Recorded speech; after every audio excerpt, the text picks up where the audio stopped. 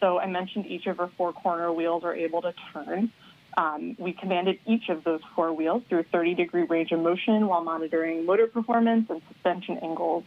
And it went really well, in certain cases better than we expected. We saw some performance that in some cases was better than we've seen on Earth driving in the Mars yard. And whether that's from the underlying terrain or, the Mars gravity, we're not entirely sure, but it worked beautifully. And we were so excited to move on to the first drive.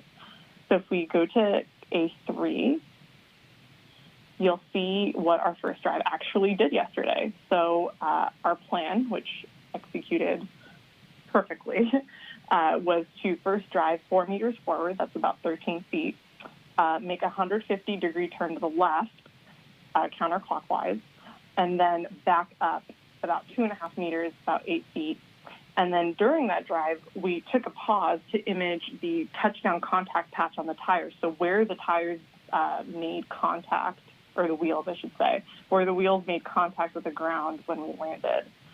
And also throughout the drive, we took some images from the nav cams and processed them on our VCE to kind of prove that software pipeline that feeds images into the VCE for perception and image processing.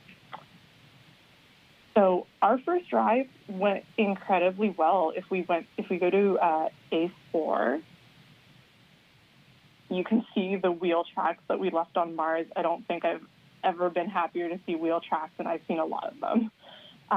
And this is just a huge milestone for the mission and the mobility team. Like, we've driven on Earth, but driving on Mars is really the ultimate goal. And just so many people I can't even count have worked towards this very moment for years. Whether they worked on designing and building the actuators, the newly redesigned wheels, the motor control system, writing this incredibly intricate mobility flight software, or spending days and nights in the test bed in the Mars yard, testing, debugging, and retesting the mobility system to make sure everything works together. Like, this is really what we've been working towards, and it's just amazing to see. I don't think the team could have been happier.